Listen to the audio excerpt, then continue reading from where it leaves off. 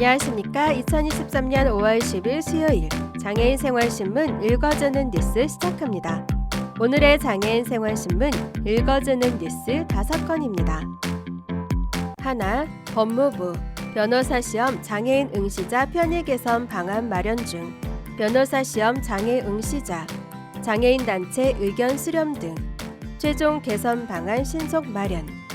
둘, 인천시 장애인 정보통신 보조기기 300대 보급, 구입비 80%에서 90% 지원, 6월 23일까지 신청 접수.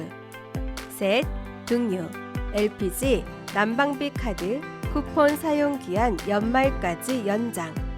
넷, 재난적 의료비 지원 한도 연간 최대 5천만 원으로 상향. 외래도 질환 관계없이 지원.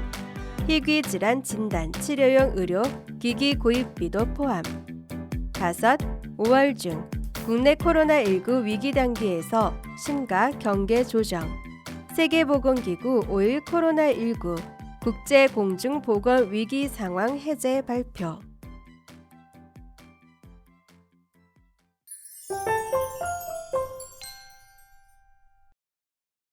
첫 번째 소식입니다. 법무부는 장애인 응시자에 대한 변호사 시험 편의 지원 개선 방안을 추진 중이라고 5월 4일 밝혔습니다. 법무부는 변호사 시험 장애 응시자와 장애인 단체로부터 의견을 수렴하고 각 유관단체가 참여하는 법조인 선발 양성 개선 태스크포스 TF 논의와 다른 국가시험 사례 분석 등을 통해 최종 개선 방안을 신속히 마련해 발표하겠다고 밝혔습니다.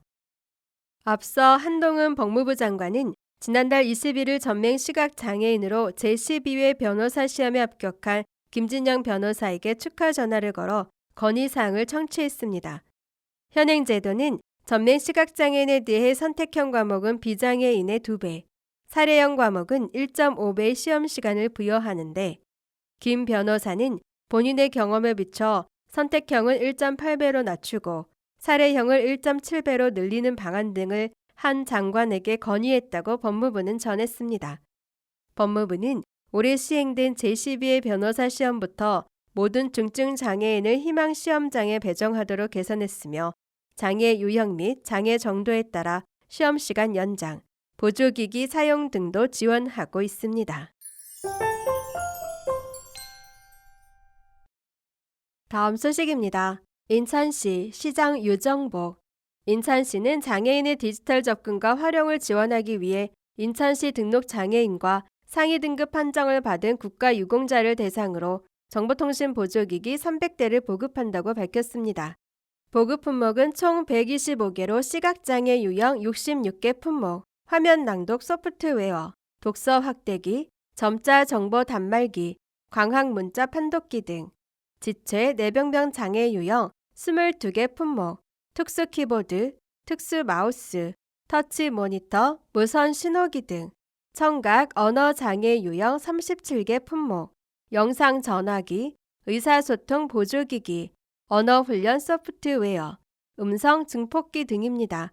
자세한 정보는 정보통신 보조기기 홈페이지에서 확인할 수 있습니다. 신청은 5월 8일부터 6월 23일까지 정보통신 보조기기 누리집을 통해 온라인으로 신청하거나 주소지 관할 군구청에 방문 또는 우편 신청하면 됩니다.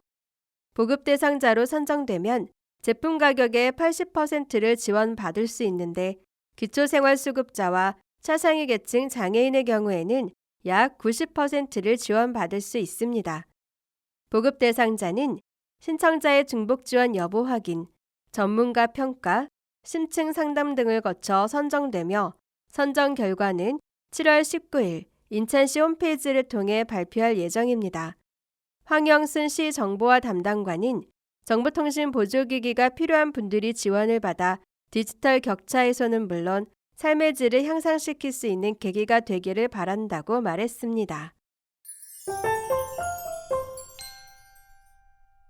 다음 소식입니다.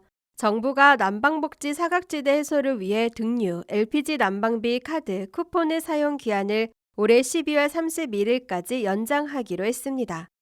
산업통상자원부는 우선 도시가스요금 할인 혜택 대상자임에도 불구하고 거동이 불편하거나 정보 접근이 어려워 할인 혜택을 받지 못하는 사례를 방지하기 위해 관계기관이 관련 정보를 확보해 복지 대상자를 발굴할 수 있도록 관련 법령, 예를 들면 도시가스 사업법 등 개정 등 제도 개선을 추진하고 가스공사, 에너지공단 간 복지 정보의 원활한 공유를 위해 상시 협업 체계를 구축할 계획입니다.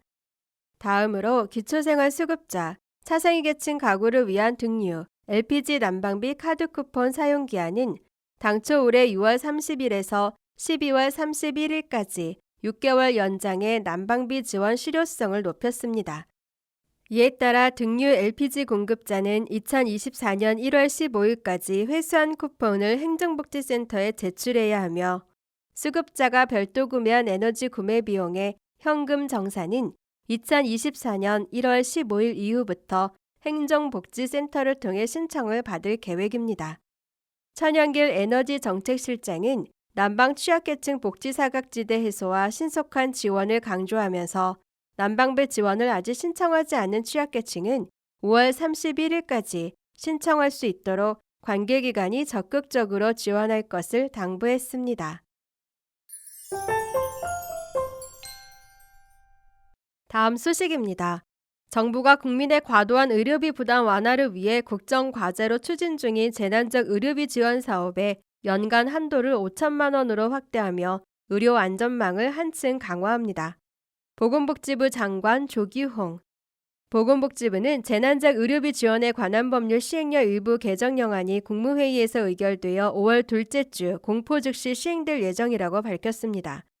이번 개정은 2023년 3월 28일 개정 공포된 재난적 의료비 지원에 관한 법률에 따라 외래의 경우에도 질환에 관계없이 지원할 수 있도록 하고 희귀질환 진단 치료를 위한 목적으로 사용되는 의료기기로서 국내에 대체 가능한 제품이 없는 의료기기를 구입한 비용도 재난적 의료비 범위에 포함하는 등 제도 시행에 필요한 사항을 정비했습니다. 아울러 재난적 의료비 지원 한도를 현행 연간 최대 3천만 원에서 5천만 원으로 확대했습니다. 개정안의 주요 내용을 살펴보면 우선 재난적 의료비 지원 한도는 치료에 필수적이면서 1회에 수천만 원에 이르는 고가 약제, 예를 들면 1회에 1,500만 원이 드는 류게릭병 치료제인 뉴로나타 등 취약계층의 경제적 부담이 큰 의료 현실을 반영해 재난적 의료비 지원 한도를 상향합니다. 기존 연간 한도는 1인 가구의 기준 중위소득을 연소득으로 환산한 금액의 1.5배 이내로 최대 3천만 원이었으나 3배 이내로 상향하고 고시 개정을 병행하여 5천만 원으로 규정합니다. 둘째, 외래진료 시에도 질환에 관계없이 지원받을 수 있도록 모법이 개정됨에 따라 관련 규정을 정비했습니다. 기존에는 질환 제한이 없는 입원 진료 지원과 달리 외래 진료에 대해서는 중증 질환으로 한정해 주사제 투여, 영상의학적 검사 등 외래 고액 의료비가 발생하는 경우 지원의 사각지대 발생 우려가 있었습니다. 이번 개정을 통해 외래 진료 시에도 원칙적으로 질환과 관계없이 재난적 의료비 신청 대상이 되어 제도 접근성 확대 및 적기에 필요한 지원이 이루어질 것으로 기대됩니다.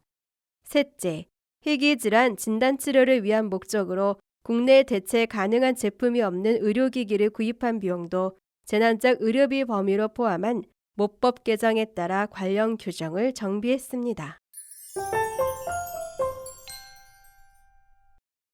다음 소식입니다. 정부가 전문가 자문과 위기평가회의 등을 거쳐 국내 코로나19 위기 단계 하향 조정 방안을 신속히 확정할 방침입니다. 이와 관련해 세계보건기구 WHO는 지난 5일 밤 제네바 현지 시각 오후 3시인 밤 10시 브리핑을 통해 코로나19 국제공중보건 위기 상황 PHEIC 선포를 해제한다고 발표했습니다. 이는 지난 4일 개최한 제15차 WHO 코로나 바이러스 감염증 19 긴급위원회의 결정사항을 수용한 것으로 이에 따라 2020년 1월 30일 선포 이후 3년 4개월간 유지되어 온 국제공중보건 위기 상황이 공식 종료됐습니다.